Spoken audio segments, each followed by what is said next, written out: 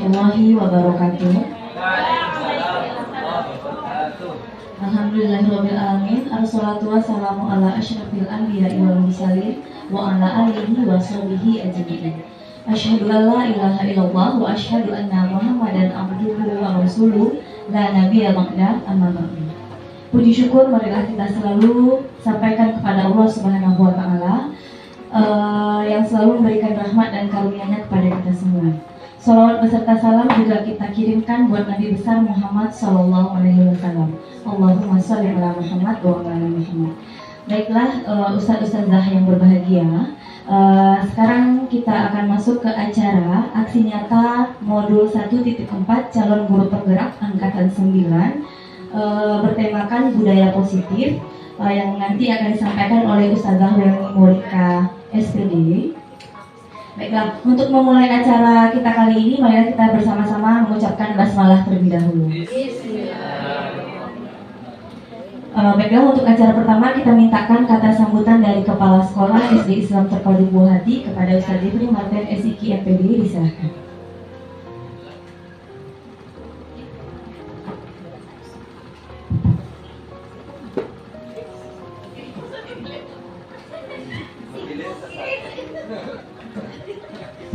Bismillahirrahmanirrahim. Assalamualaikum warahmatullahi wabarakatuh.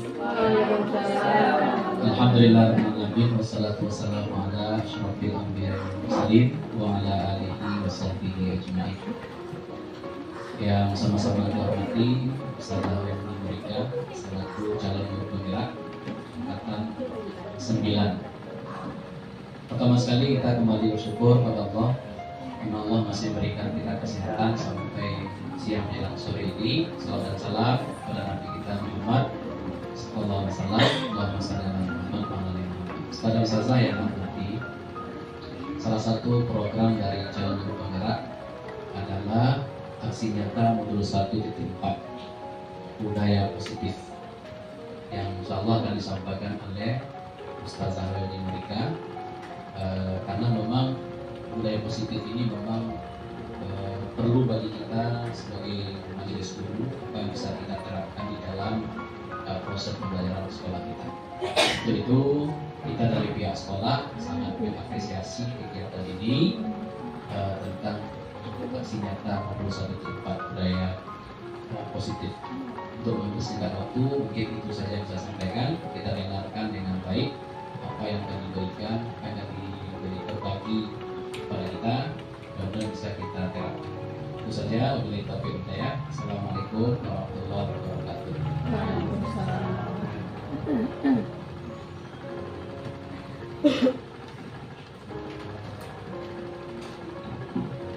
Baiklah, terima kasih kepada Ustaz Jeffrey. Selanjutnya marilah kita dengarkan pemaparan materi mengenai budaya positif oleh Ustazah Welni Morika SPD. Pada Ustazah Welni, disilahkan. Bismillahirrahmanirrahim. Assalamualaikum warahmatullahi wabarakatuh. Alhamdulillahirrahmanirrahim. Tiada henti-hentinya kita bersyukur kepada Allah SWT. Selanjutnya salawat dan salam Allahumma shalli ala sayyidina Muhammad wa ala ali sayyidina Muhammad. Kita doakan kepada Allah semoga selalu tercurahkan kepada Nabi besar Muhammad SAW. Ustazah, sebelumnya mengucapkan terima kasih atas kesediaan Ustazah untuk waktunya, terkhusus kepada kepala sekolah yang telah mendukung aktivitas Ana ini. Hari ini Ana akan mencoba mendiskusikan lebih tepatnya, karena sedikit menyampaikan dari modul ini yang Ana pelajari budaya positif itu, khusus di sekolah kita itu sudah kita laksanakan. Hampir mungkin 90% dari kita sudah melaksanakan ini. Cuma anak di sini sifatnya diskusi saja, mengingat-ingatkan kembali, mungkin ada bagian-bagian yang terlupa sama kita, yang khilaf kita ketika kita menerapkan budaya positif ini khususnya kepada anak-anak kita di kelas sekolah kita.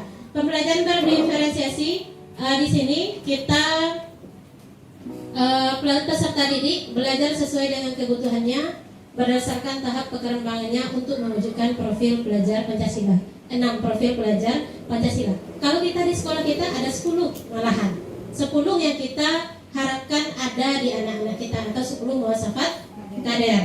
Nah, di sini hanya 6 yang dituntutnya dan kita sudah punya 10. Dan jangankan 6, 10 saja sudah kita jalankan.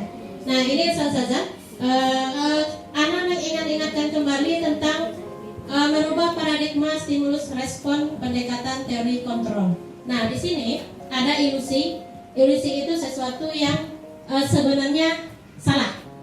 Dan ini adalah kenyataannya. Yang pertama itu dia ada 4. Yang pertama adalah guru dapat mengontrol murid. Mungkin kadang kita pernah berkata seperti ini.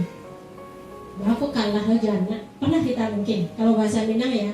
Jangankan kalah, podo sendanyor.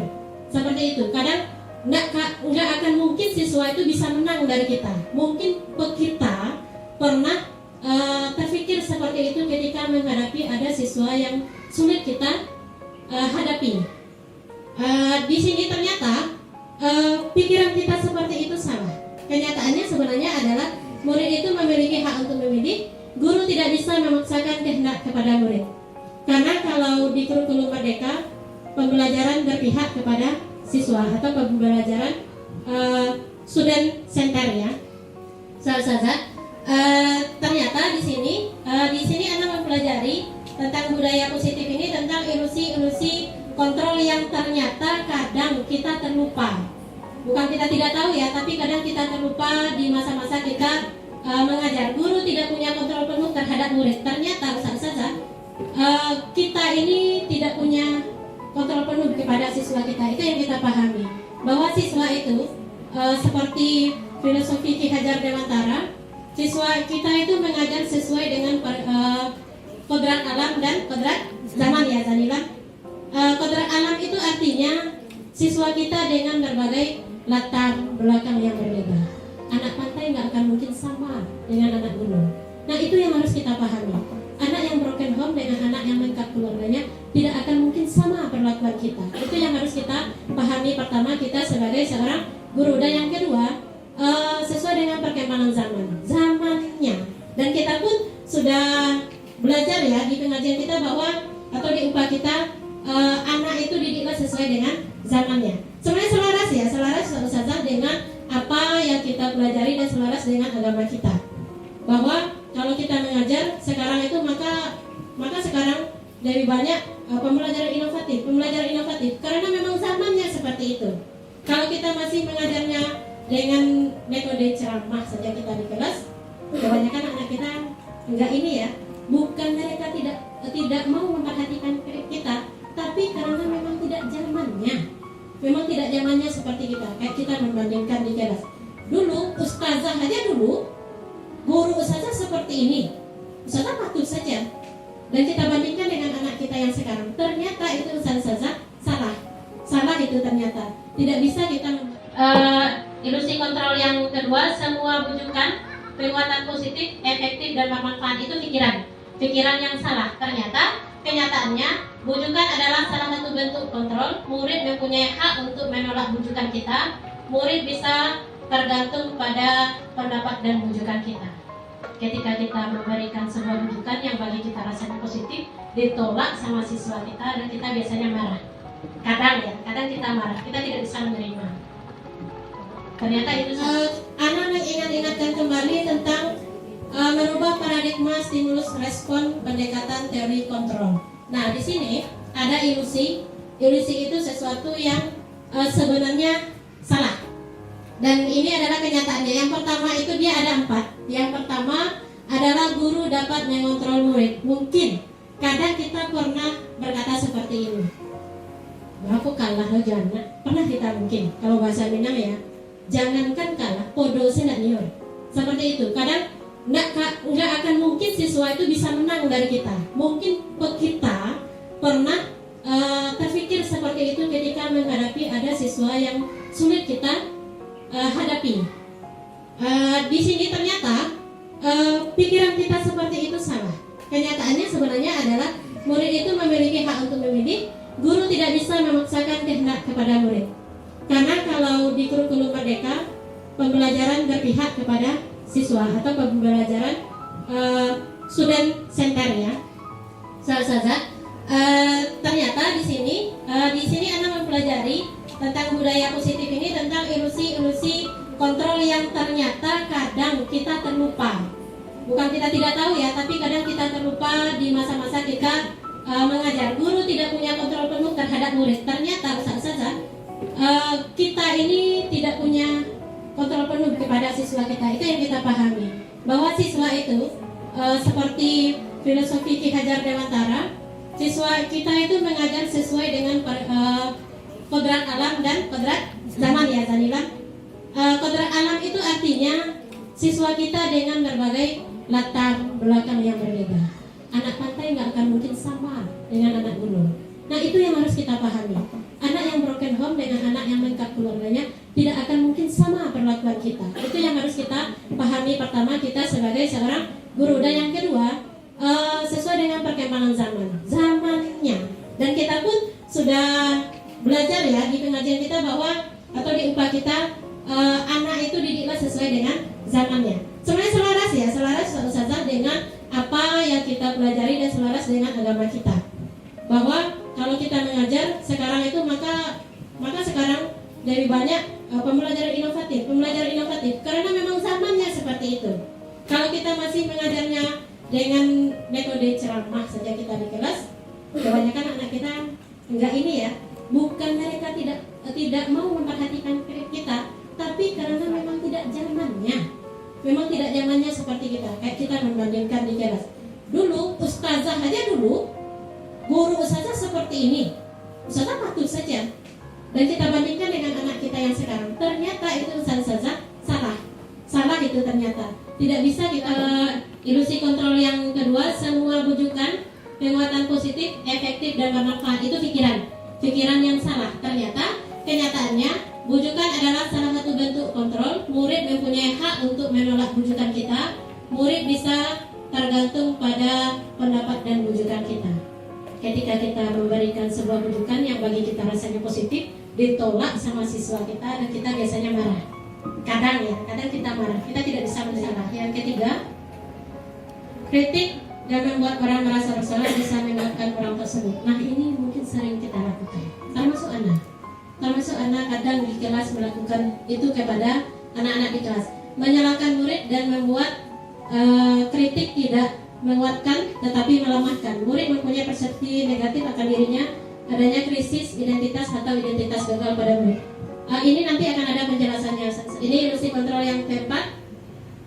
Orang dewasa punya hak untuk memaksa. Nah, ini salah. Ini mungkin sering juga kita alami. Kita memaksa siswa kita yang menurut kita benar. Menurut kita apa yang harus dia lakukan itu versi kita benar. Tapi ternyata itu tidak boleh kita lakukan. Orang dewasa tidak bisa mengontrol murid. Perilaku memaksa tidak akan efektif pada jangka waktu yang lama. Murid dapat membentak sewaktu-waktu. Mungkin pernah kita alami. Ini lagi salah. Ini tentang mengubah paradigma stimulus respon ke pendekatan teori kontrol. Di sini realitas sama-sama kita baca di sini. Positif itu adalah memberdayakan peserta didik tanpa imbalan atau tanpa penghargaan. Contoh yang datang cepat dapat bintang 2. Misal seperti itu ya. Ternyata bukan itu disiplin positif. Dan juga apalagi ancaman atau hukuman. Ancaman atau hukuman misalnya yang datang terlambat nanti dari keliling lapangan 2 kali. Misal. Sebagai pendidik, tujuan kita adalah menciptakan peserta didik yang memiliki disiplin diri sehingga mereka berperilaku mengacu kepada nilai-nilai kebajikan universal dan memiliki motivasi intrinsik dalam perubahan perilaku ke arah yang lebih baik. Nilai-nilai kebajikan ada salah satunya profil pelajar Pancasila. Ternyata profil pelajar Pancasila anak kita yang akan kita kembangkan menjadi pribadi yang sesuai dengan profil pelajar Pancasila itu merupakan sebuah nilai kebajikan. Ada 6, sudah sama-sama kita ketahui. Ada bagi nilai kebajikan, toleransi, rasa hormat, kemudian keterampilan hidup, life skill, juga merupakan nilai kebajikan. Jadi nilai-nilai kebajikan itu adalah sesuatu yang sifatnya positif. Nah ini, kebutuhan dasar manusia. Ini kalau kita sebagai seorang guru, maka kita harus tahu apa kebutuhan dasar manusia atau apa kebutuhan dasar dari siswa kita. Kebutuhan dasar itu adalah kebutuhan dasar manusia adalah segala sesuatu yang kita lakukan untuk mendapatkan apa yang kita inginkan. Ini 5 kebutuhan dasar manusia. Ini yang harus kita pahami saja. Yang pertama itu terutama siswa kita ya. Kalau kita guru tentu arahnya adalah kepada siswa. Siswa itu punya kebutuhan dasar bertahan hidup. Contoh makanan.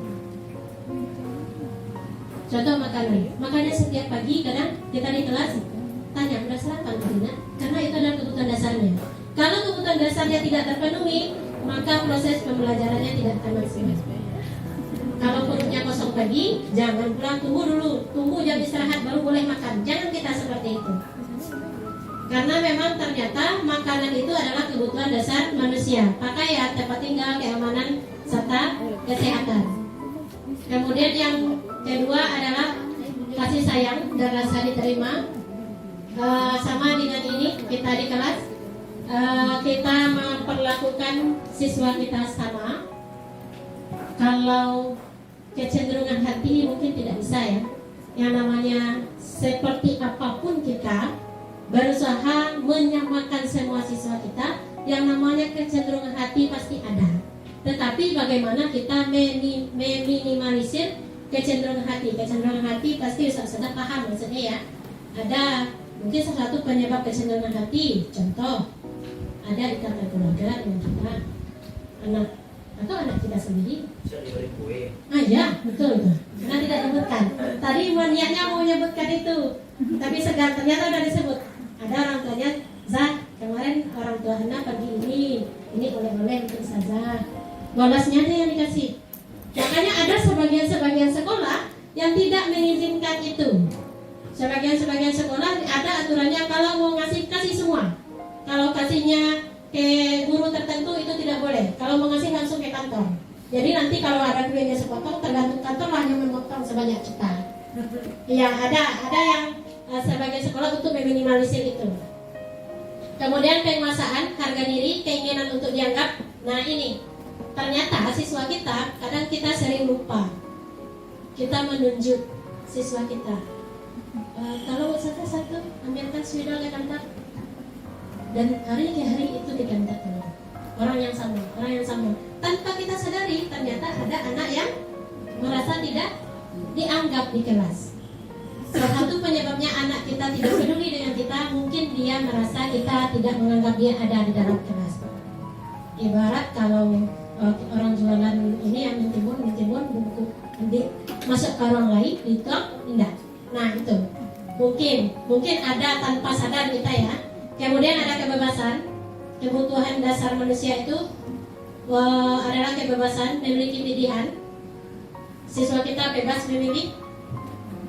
Kemarin ada ngasih angket ke siswa. Ada pertanyaannya seperti ini.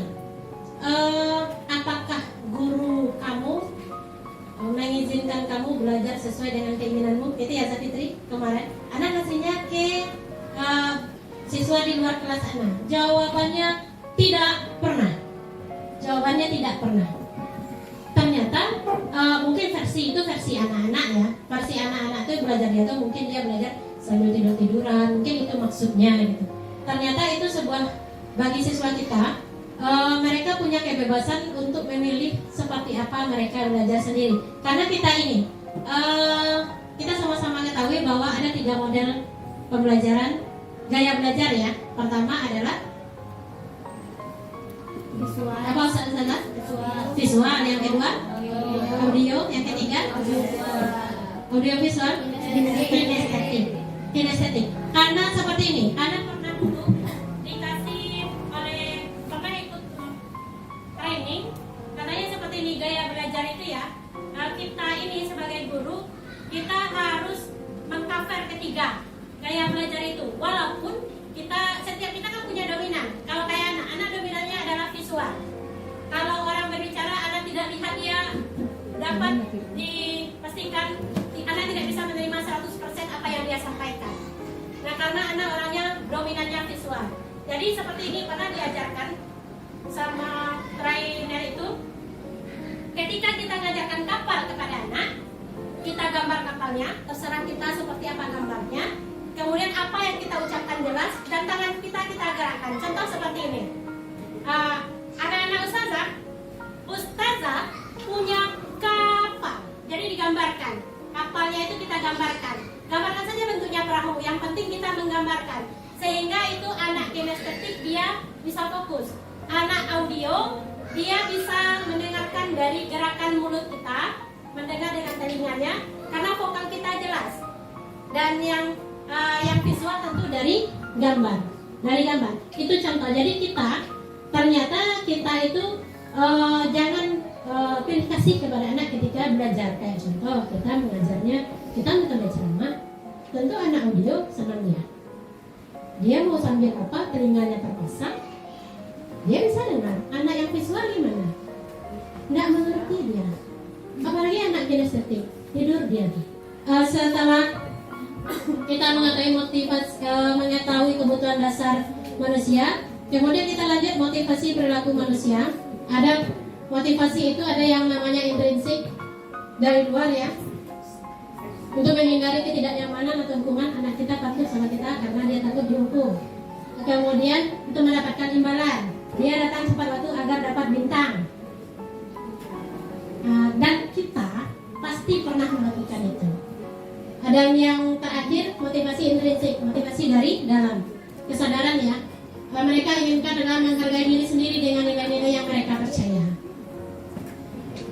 Di posisi seperti yang saya sampaikan tadi, ini menurut Ana penting kita diskusikan ustazah tentang 5 posisi kontrol guru.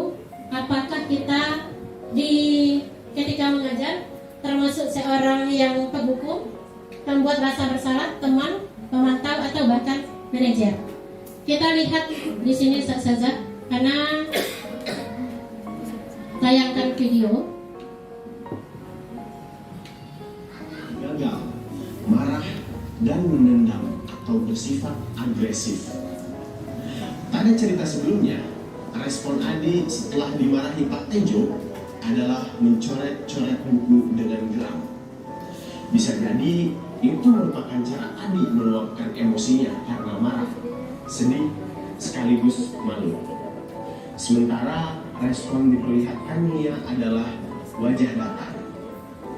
Namun, kita tidak bisa mengetahui apa yang sebenarnya Mia lakukan untuk menyalurkan emosi negatif setelah dimarahi dan harus menjalankan hukuman yang membuatnya merasa dipermalukan. Daeng Gosem juga mengatakan bahwa jika selama ini kita memandang bahwa hukuman terlihat berhasil mengubah perilaku murid, itu sebenarnya hanyalah ilusi.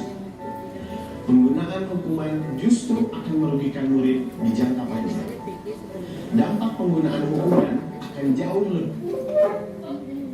lebih merugikan dibandingkan perubahan perilaku yang bisa saja hanya terjadi sementara. Respon murid terhadap penggunaan posisi Keyakinan kelas yang ustazah buat itu, karena di media sosial juga banyak ya. Sekarang itu kan memang zamannya keyakinan kelas.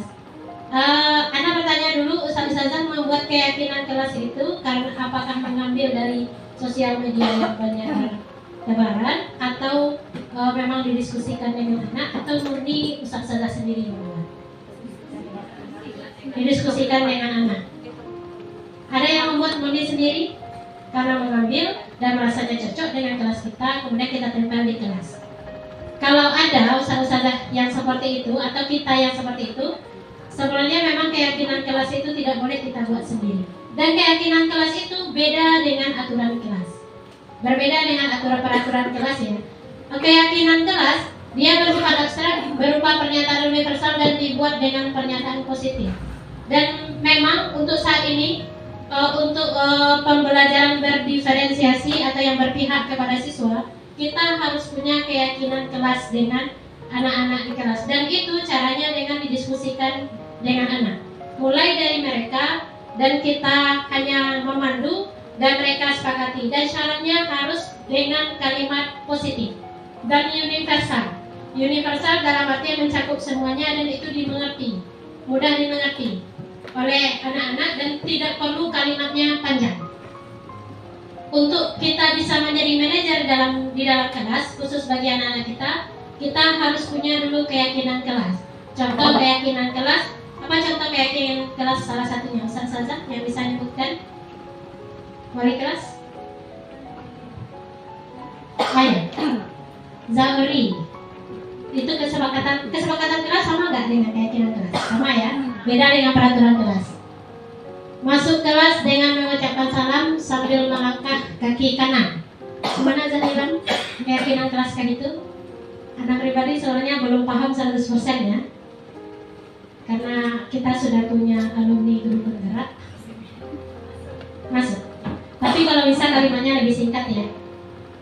Masuk kelas mengucapkan salam. Kalau dengan kaki kanan itu mungkin lebih kepada nanti di dalam kebiasaan saja. Jadi keyakinan kelas itu tidak perlu panjang-panjang, tetapi cukup singkat dan dengan bahasa positif dan dimengerti oleh semua anak, dan yang terpenting disetujui oleh semua anak. Dengan adanya keyakinan kelas, jika terjadi sebuah permasalahan atau anak membuat sebuah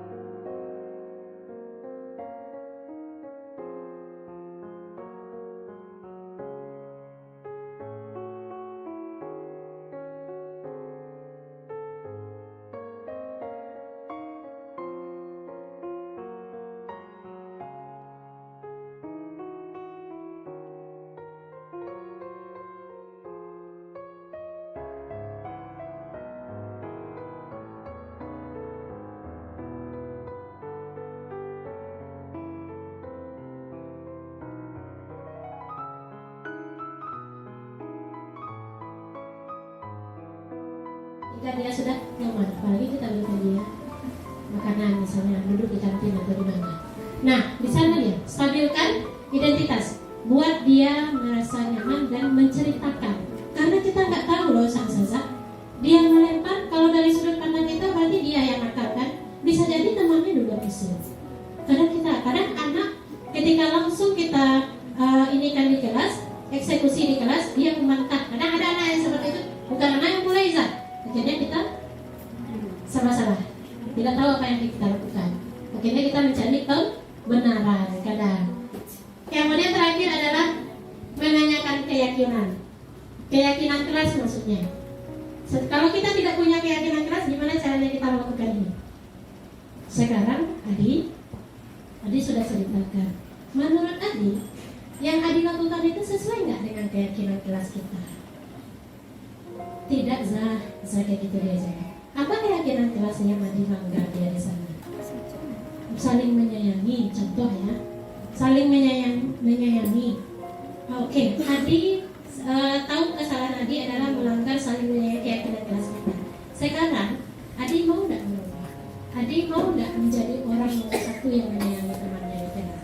Kita bangkitkan ya. Dan Restu, terima kasih sudah mau datang menemui Ustazah. Ustazah mau diskusi sedikit sama antum dahulu. Tadi pas belajar matematika di kelas ketika kita sedang mengerjakan latihan, Raja sama Restu berdua.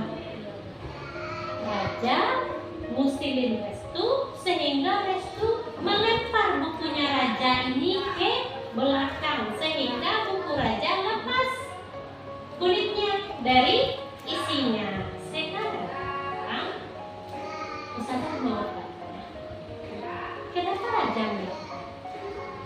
Karena usil saja, niatnya bercanda saja. Oh iya, tetapi yang Raja lakukan itu membuat Restu marah. Sekarang saya tanya lagi ke Restu, kenapa kok Restu sampai marah sekali sampai melempar bukunya Raja ke belakang?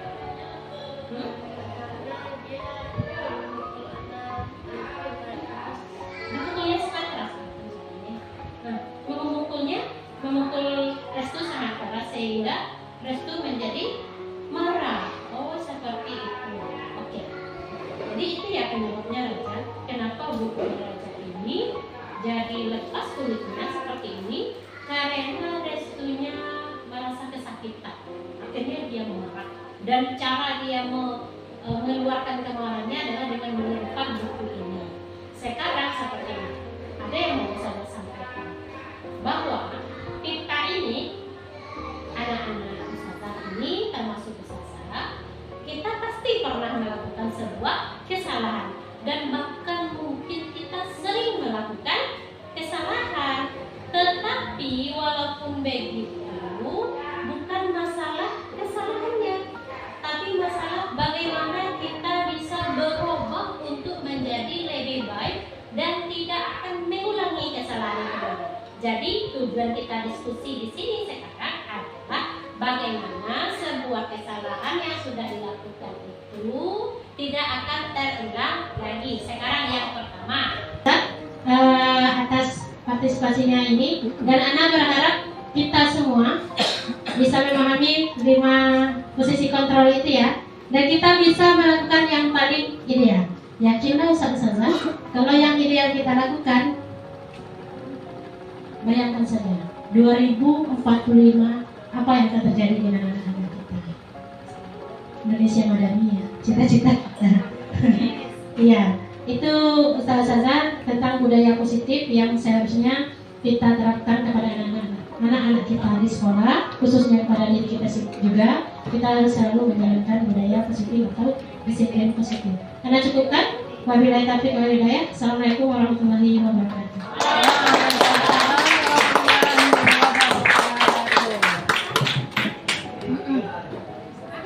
Baik, terima kasih banyak kita ucapkan kepada Ustazah Welni. Semoga apa yang disampaikan oleh Ustazah Welni dapat menjadi pembelajaran untuk perbaikan ke depannya. Semoga dengan menerapkan apa yang sudah disampaikan Ustazah Welni, pembelajaran kita ke depannya bisa lebih nyaman dan aman untuk anak-anak kita ke depannya, dan juga bisa menjadikan anak-anak kita lebih berkualitas dari sebelumnya. Amin ya rabbal alamin. Saya sebagai pembawa acara mohon maaf jika ada kesalahan. Saya tutup dengan wabillahi taufiq wal hidayah. Assalamualaikum warahmatullahi wabarakatuh.